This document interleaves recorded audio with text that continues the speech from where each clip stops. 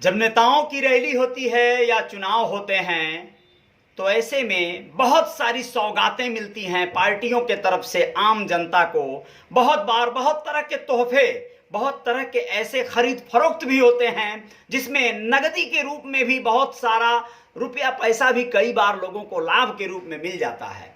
अब जो जैसा है, जिस लायक है, उस तरह की उसको जो है बेनिफिट मिल जाती है। लेकिन गरीबों को क्या मिलता है, आप लोगों को मैं एक प्रमाण के साथ, एक नमूने के साथ पेश करना चाहता हूं कि आमतौर पर जिसकी जितनी नीड है, जितनी जरूरत है, जितनी ख्वाहिश है, उतना ही मिल जाए, चाहे जैसे भी मिले, जिस मद से मिले, तो लोग उसी में अपने आप को धन्य और चरितार्थ समझने लगते हैं। नमस्ते, मैं हूं Ajay Sahni, star real reporter news के अपने पेज पे पुनः एक बार जय जयकार करने हेतु हाजिर हूं और अपने रियल रिपोर्टर न्यूज स्टार वाले चैनल पर, यूट्यूब चैनल पर आप सभी का स्वागत करता हूं। लिए चलता हूं संत कबीर नगर, उत्तर प्रदेश के संत कबीर नगर। अयोध्या से चलकर आदरणीय श्री अमित शाह जी संत कबीर नगर पहुंचते हैं इस ख्वाहिश और इस अरमान के साथ कि पुरजोर जो है विजय रथ यात्रा पे सवार होकर जोरदार जय घोष करेंगे, जय श्री राम के नारे लगवाएंगे, लोगों से वादे करवाएंगे कि भैया इस बार फिर से योगी सरकार। ये सब कुछ तो हुआ, लेकिन लोग जो उम्मीद करके जुटते हैं, उपस्थित होते हैं कि क्या क्या मिलने वाला है, उसमें बहुत सारे ऐसे कुछ बच्चे, कुछ बुजुर्ग, कुछ महिलाएं होती हैं जिनकी नजर यहां वहां अक्सर टिकती है कि भैया अभी क्या मिल जाएगा। आप लोगों को बताना चाहेंगे, एक तरफ जहां आदरणीय गृह मंत्री अमित शाह जी अपने भाषण दे रहे थे, वहीं दूसरी तरफ कुछ महिलाएं, कुछ बच्चे उनके बड़े बड़े जो होर्डिंग लगे हुए थे उसे खोलने के चक्कर में लगे थे, परेशान थे। वह लोग उससे अपने घर का पर्दा बनाना चाह रहे थे, अपने ठंड से बचने का साधन बनाना चाह रहे थे। क्या बात है, पूरी बात जान लीजिए आप लोगों को समझ में आएगा कि क्या स्थितियां हैं और क्या चाहिए जनता को, जो आवश्यक है। वादों से काम चलेगा या फिर जमीन पर, धरातल पर कुछ उतरना होगा, सिर्फ भव्य राम मंदिर से कार्य चलेगा या फिर लोगों के घरों में खिड़कियां और जंगले लगवाने होंगे। आप लोग बताएं, शुक्रवार को चुनावी दौरे पर भाजपा की जन विश्वास यात्रा को संबोधित करने अयोध्या से संत कबीर नगर पहुंचे गृह मंत्री अमित शाह जी। कार्यक्रम में एक हैरान कर देने वाला नजारा दिखा। एक और जहां गृह मंत्री संत कबीर नगर के मेहदावल रोड पर जनसभा को संबोधित कर रहे थे, तो दूसरी तरफ उनके स्वागत में लगाई गई होर्डिंग और बैनर भी गरीबों के काम आ गए। संत कबीर नगर गोरखपुर रोड पर लगे होर्डिंग को निकाल कर घर ले जाने वालों की होड़ मची हुई थी। इनमें महिलाएं और बच्चियां भी शामिल थीं। लोहे की तारों से कसकर बांधी हुई होर्डिंग जब 9 साल की ज्योति से नहीं खुल रहा था तो वो कही, अमित शाह चलिए घर, किसी तरह से चलिए, आप किसी तरह चलिए। श्रद्धा देखिए, भक्ति देखिए, कितनी विनम्रता से बेचारी कह रही थी।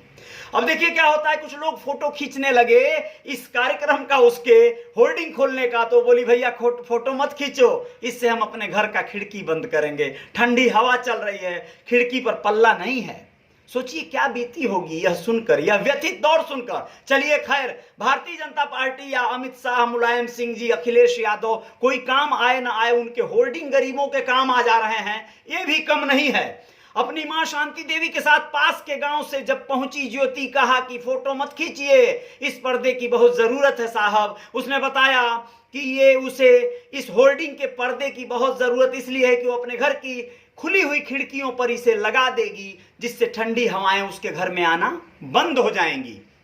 ज्योति ने बताया कि वे इस होर्डिंग के पर्दे से अपने घरों की खिड़कियां बंद करेगी, बाकी के पर्दे घर में बिछाने के काम आएंगे। अब आपको बताएं कि अंडे को दुकान पे काम करने वाला, अपने पिता के साथ दुकान पे, अंडे की दुकान पे काम करने वाला संत कबीर नगर कस्बे का रहने वाला गोलू कहता है कि वे शाम में अंडे की दुकान लगाता है। इन दिनों शीत गिरने से काफी दिक्कत हो रही है, काफी दिनों से उसे बड़े प्लास्टिक की तलाश थी।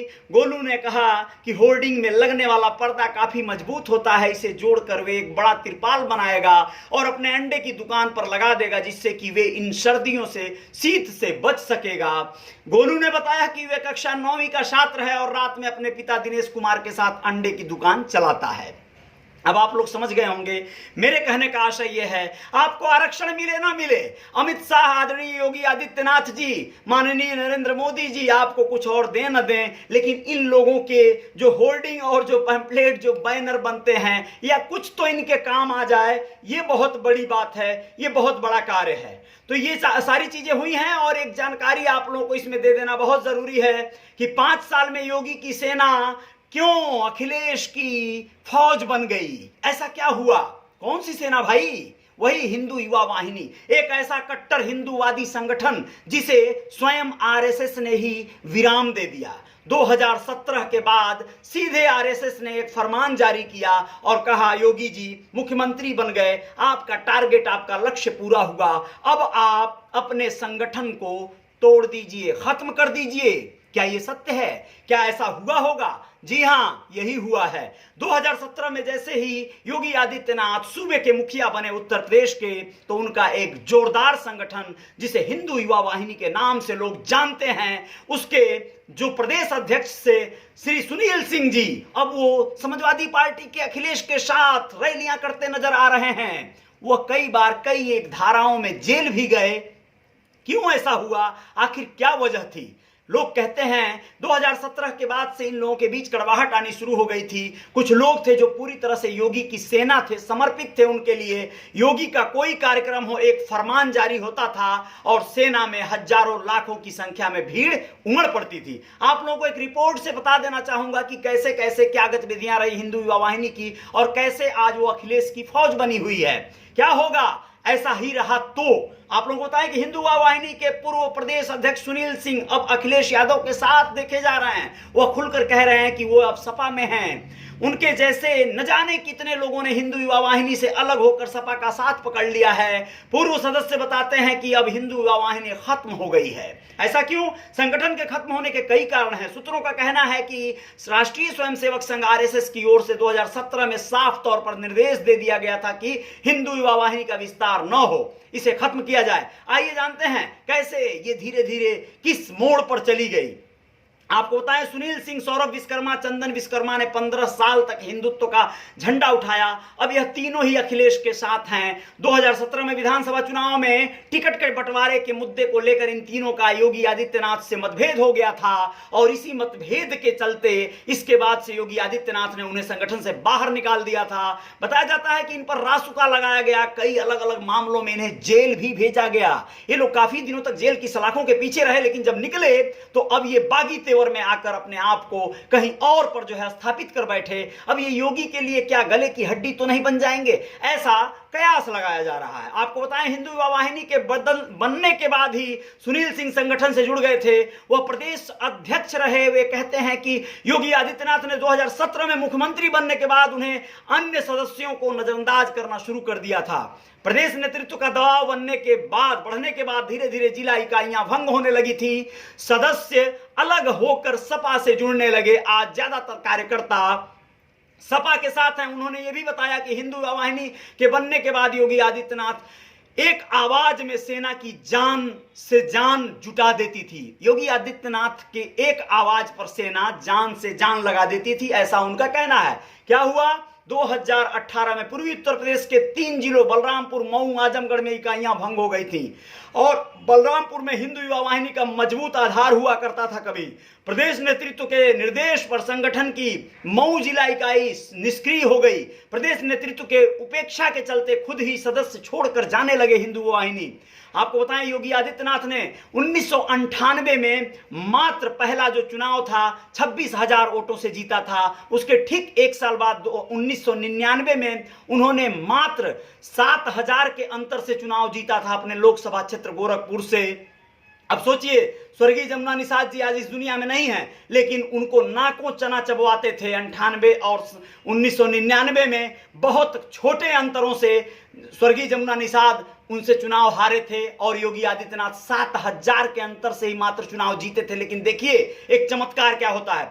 सन 2002 में जब योगी आदित्यनाथ ने हिंदू युवा वाहिनी का गठन कर दिया तो फिर क्या हुआ?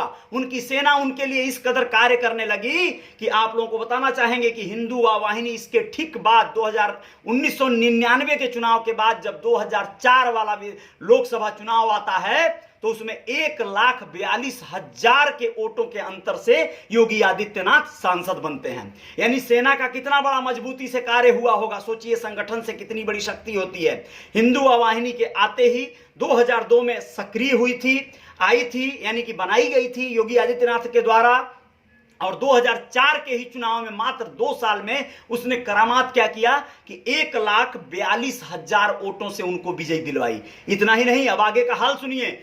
2009 और 2014 के लोकसभा चुनाव में 3 लाख से ज्यादा वोटों से जीत दर्ज कराए योगी आदित्यनाथ। ये किसका कमाल था? ये उनके संगठन और उनके लोगों की शक्ति का कमाल था। 3 लाख वोट सीधे दुगना होता चला गया, मल्टीप्लाई होता चला गया। ये उन कार्यकर्ताओं की कद्दावर ताकत और निष्ठा का परिणाम था। तो ये शक्ति है संगठन की। आरएसएस के निर्देश पर हिंदू युवा वाहिनी को भंग कर दिया गया, क्योंकि शिवसेना जैसे कट्टरवादी हिंदू संगठन को अब जो भाजपा के लिए ही गले का हड्डी बन चुका है, भाजपा को मुंहतोड़ जवाब देता है, ये डरे हुए हैं भाजपा और आरएसएस के लोग कि कोई और संगठन आ गया तो कहीं वो भी हिंदूवादी संगठन, यानी हिंदूवादी संगठन प्रबल न हो। ये तो नेताओं की प्रवृत्ति रही है, उनके सामने समकक्ष उनके जैसा कोई नेता नहीं होना चाहिए, इसलिए वो लोग ये कवायद करते हैं। और यहां हिंदू युवा वाहिनी के साथ ये देखा जा सकता है। योगी के मुख्यमंत्री बनने के बाद इसके विस्तार को रोकने का काम शुरू हो गया था। शिवसेना जैसा एक हिंदू संगठन पहले ही राजनीति दल के रूप में भाजपा के लिए चुनौती बना हुआ है। योगी आदित्यनाथ की ही ओर से सदस्यता अभियान को ठंडे बस्ते में डाल दिया गया था। इसके बाद एक एक कर हिंदू युवा वाहिनी की इकाइयां भंग कर दी गई थी। तो ये हाल रहा दोस्तों उत्तर प्रदेश में हिंदू युवा वाहिनी के साथ। जो संगठन मजबूती से उठकर योगी आदित्यनाथ को हिंदू नेता बनाकर स्थापित करता है, उन्हें मुख्यमंत्री बना देता है, लेकिन बाद में वही योगी आदित्यनाथ, वही आरएसएस, वही भाजपा के लोग उसी संगठन के तमाम उन कद्दावर नेताओं का समापन करने पर लग जाते हैं। ये इतिहास है और यही परिपाटी है, यही सिस्टम है। जब आप किसी के लिए कार्य कर रहे होते हैं, जब उसका कार्य पूरा हो जाता है तो आप उसके लिए बेकार्य हो जाते हैं। उसके लिए जब आप बेकार्य हो जाते हैं तो फिर आपकी जरूरत नहीं रह जाती है। आपको वो खत्म करना चाहेगा, आपको वो रौंदना चाहेगा, मिटाना चाहेगा। ये सबके साथ होना है,